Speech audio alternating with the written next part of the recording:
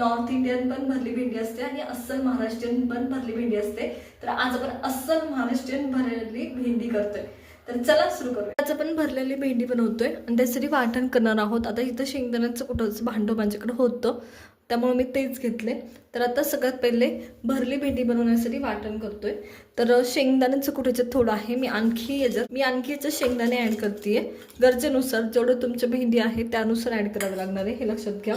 त्याच्यानंतर माझ्याकडे इथं लसणाच्या पाकळ्या आहेत 4-5, त्या ॲड करते मी याच्यात. त्याच्यानंतर माझ्याकडे इथं धुतलेली कोथिंबीर आहे, ती ॲड करते मी. त्याच्यानंतर माझ्याकडे इथं जिरे आहे, ते ॲड करते मी. इथं माझ्याकडे भाजलेले जिरे आहेत. माझ्याकडे इथे 1 चमचा तीळ आहे, भाजलेले आहेत. त्याच्यानंतर माझ्याकडे इथे लाल मिरची पावडर आहे, ती ॲड करते.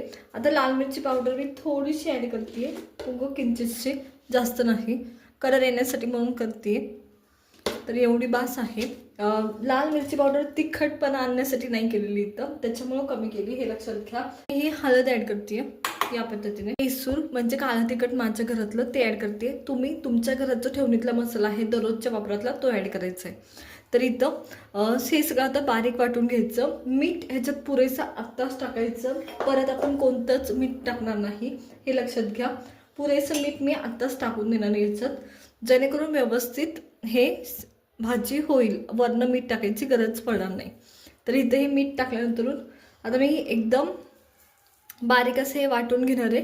तर चला वाटून घेऊ. मग सगळ्या गोष्टी मी वाटून घेतल्या आणि तुम्हाला दाखवते.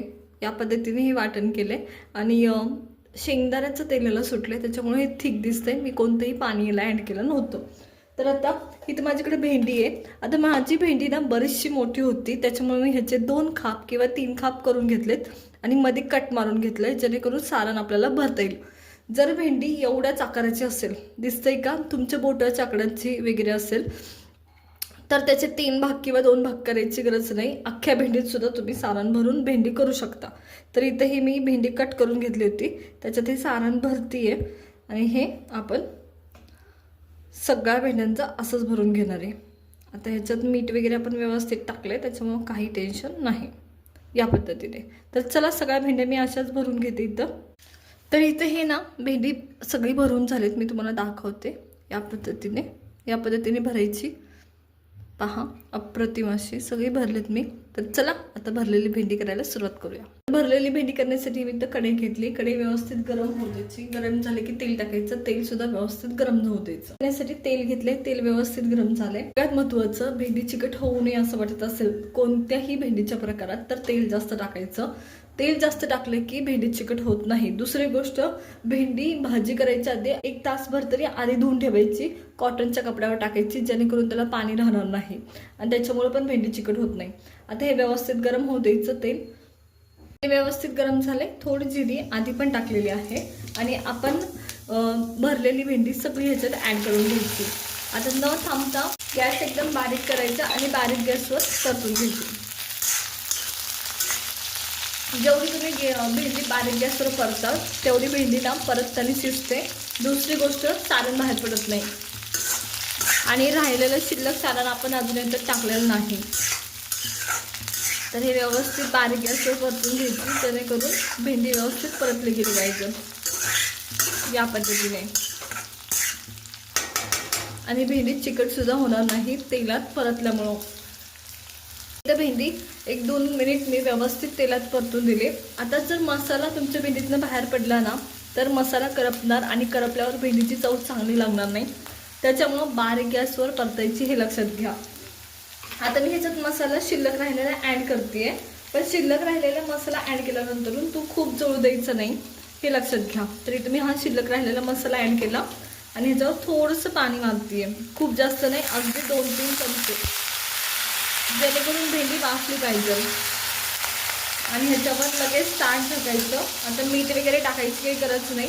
मी बरोबर त्याच मापाची वाटी ह्याच्यावर झाकते, जेणेकरून वाफ व्यवस्थित बसावी. आणि हे 5 मिनटं व्यवस्थित शिजवून घ्यायचं.